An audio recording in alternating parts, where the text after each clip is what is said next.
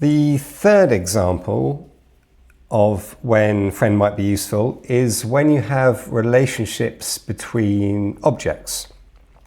So imagine that we have an order. Let's say this is going to have a reference, and then it's got a number of items, and we can potentially add items via this add items method. And then we've got a few kind of get methods just to get the list of items. So we've got an order. An order will have presumably one or more items, and this is kind of what an item looks like at the moment. It's got a name and a price.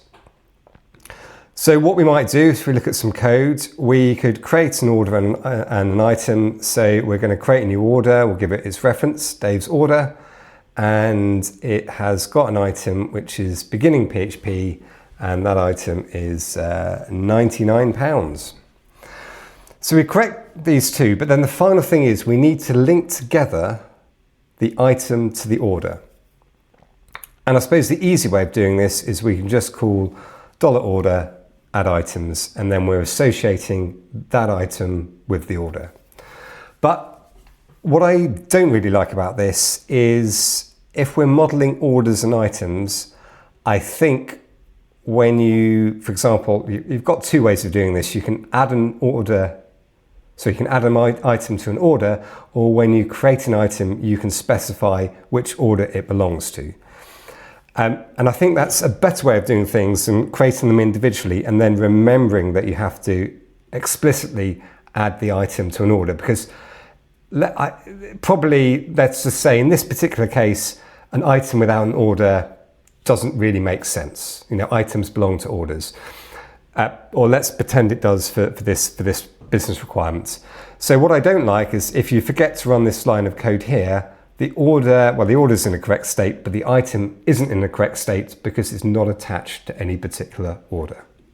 So I think a better way of doing this is we specify the order that the item belongs to. So we can do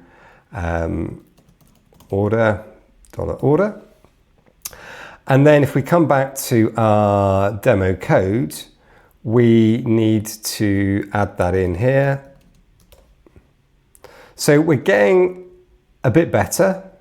Now what we've got is when we create the item, we actually have to explicitly state which order it belongs to. But the order doesn't necessarily know about the item unless we call this line of code here. Now, I don't think this line of code belongs here. I think it would be better in the items constructor. So let's get rid of it from here, and we're going to add that into the constructor. So what's going to happen is when we create the item, not only does the item know what order it belongs to, it is also attaching itself to the order. And the reason I think this is better code is because now when we create the item is in the valid state and it is correctly associated with the order. But imagine someone was looking at this code and maybe they weren't looking at it too closely, and they go, I've created an order and I've created an item, so actually I'd better add the order to the item. And they added this in. Well, there's a potential now, every time they add an item to the order, they'll get two items, because initially when we create the item, it adds itself to the order. And then we're also saying down here, oh, I want you to add this item to the order. So what we really want to do is add items. We've got this relationship between orders and items, but we want to restrict the ability to add items to an order to just the item. It should only be the item code. The only place we should ever call order add items is within item here. So again, we can do this with the friend attribute. So we're going to go into order, and then we are going to say my friend is item.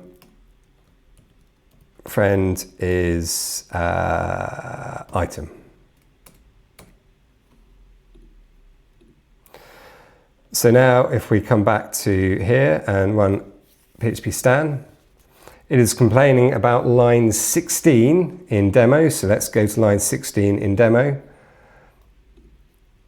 And this is the line that is complaining about. And if we go back to this, it's saying order add item cannot be called from demo. It can only be called from its friends, which in this case is item.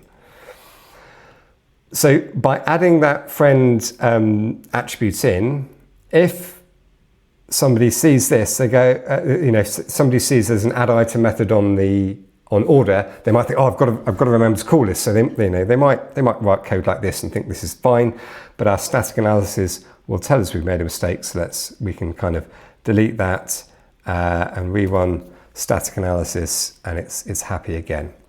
So what we're doing here is we are reinforcing our design decisions. We're saying that we're passing the responsibility of creating item and associating it with the order. We're passing it all to the construction of item. And in order to support that, the order class needs an add item method, but that add item method should only be used by item.